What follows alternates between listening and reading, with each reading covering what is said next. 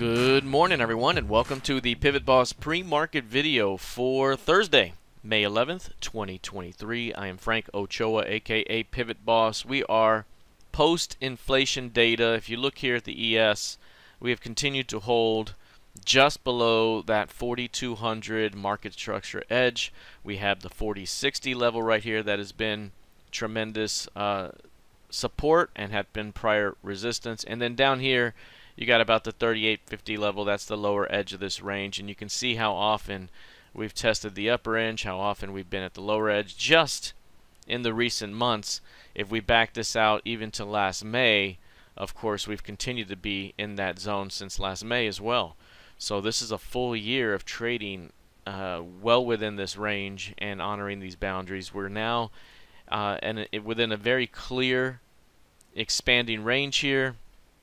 Very sharp defined edges at the two extremes here, and we are stuck at the center of this range, trading around 4150, which is the FOMC key level from the recent May 3rd FOMC meeting.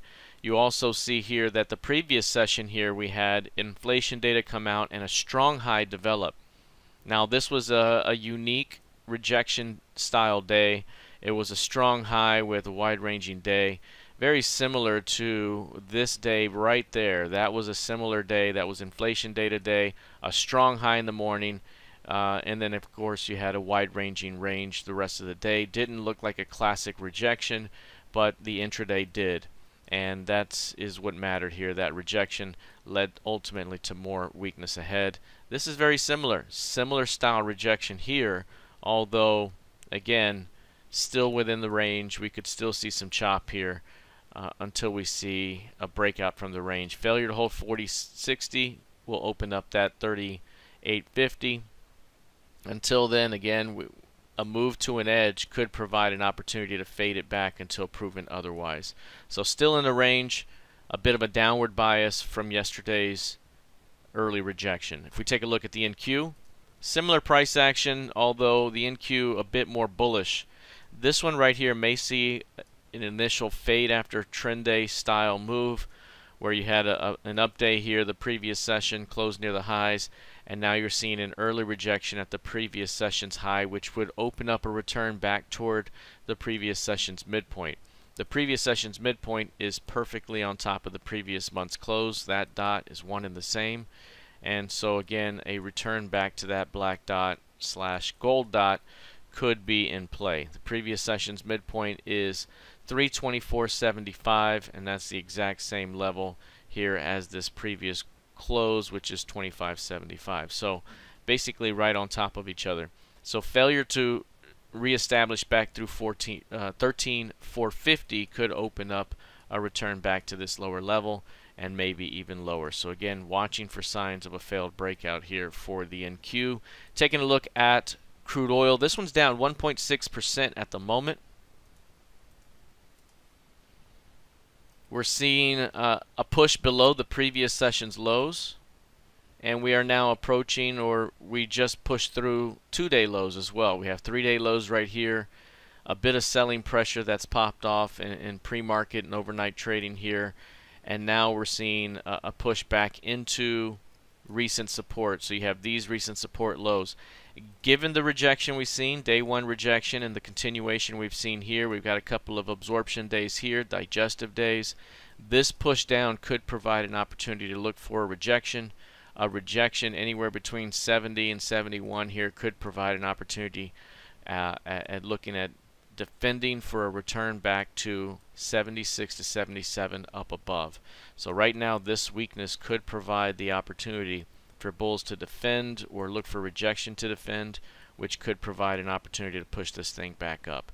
So right now watching for signs of failure at the previous lows here, previous session's lows or 2 to 3 day lows, right in this zone. How does price respond? If we take a look here at gold futures,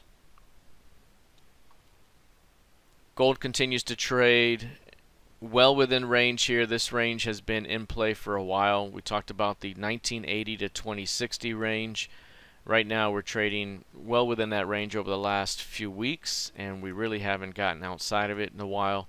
We've had one impulsive move up with a pullback that's given us a new key range, and we've chopped around the center portion of that key range for a while now. Again, an inability to push through 2060 opens up the potential to drop back toward 1980. Any push into 1980 to 1960 could provide a bounce back up. We're still in this range until proven otherwise, and right now we are coming off of a strong rejection at a multiple confluence area, failure to get above 2060, so this could be a built up energy for a bit of a pullback. Now the problem with that is that gold hasn't really gone down very easily.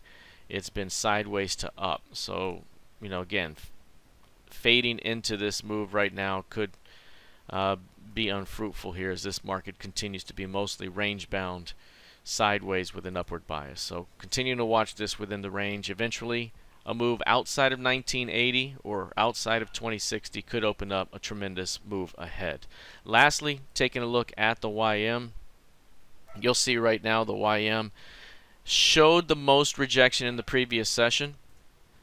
The previous session here had a strong high here, quite a bit of back and forth after that, but failed into the end of the day.